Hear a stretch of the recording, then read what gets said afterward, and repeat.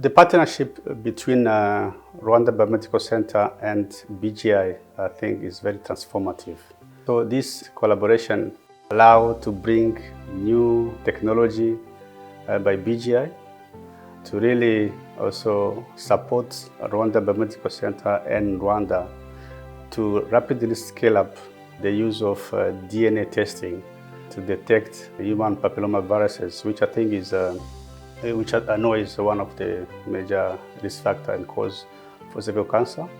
Second, this partnership is also aligned with our strategy to reach the WHO target before even 2030. For us, we have a strategies to eliminate cervical cancer and reach the WHO target by 2027. So it's really a timely partnership as we working together to make a screening for cervical cancer very cost effective by applying new technology for DNA, but also applying a simple way of sample collections using the self-test kit, which I think is going to reach many women in our communities. Cervical cancer is one of the leading cause of cancer death in our women. It's also a condition which can be prevented if it can be identified as soon as possible. As of today, the donation of 20,000 test kits for HPV DNA testing, for me, really is good support as we continue to deal with this major cancer. Also, if you want to see this partnership, it's really a partnership which is based on the shared visions and also aligned with the Rwandan good leadership and also our ways of integrating new technology, not only for the specific HPV testing, but also for other infectious diseases, using the same technology, same platform to address many problems. In my talk, I describe the role of pathogen genomics in responding to outbreak in my setting. I'm really convinced that there is many impacts that pathogen genomics has played in protecting the life of our community by understanding, having the formations of the genome from the pathogens.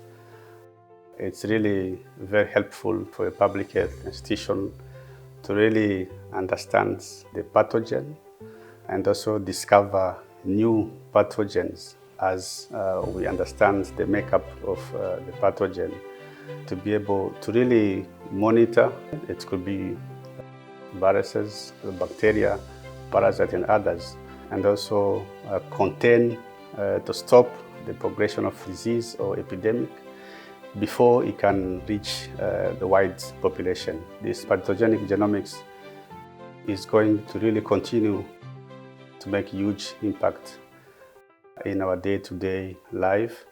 And with the new technology coming on board today, we hope that we'll have even more impact as we continue to build our capacity to have genomics information to understand pathogens as we respond to new infections and also new emerging diseases and pathogens. My visit to BGI was very informative. It allows me to really meet the BGI team, to really understand from where they came from and today where they are, but also what they're planning for the future, and also the opportunity to discuss with colleagues at BGI teams to really see if there are new areas of collaborations, leveraging on what we are now collaborating on, to see if there are any sustainable or long-term partnership with BGI. So I see BGI as a great partner for us for continuing to build our capacity in genome sequencing, but also using the information from genome sequencing to really provide some solutions in our efforts to deal with diseases like non-communicable diseases, where we can also bring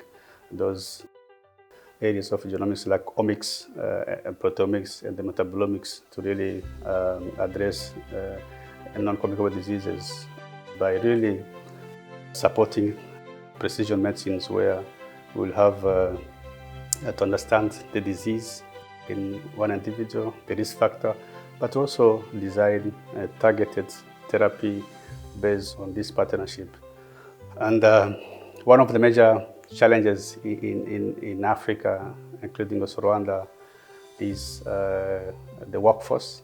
I think this is also another opportunity we discuss to really have some projects where we can exchange our scientists who can visit BGI, having some joint PhD programs, and also other collaborations to really build the capacity of Rwandans to become scientists in the field of genomics.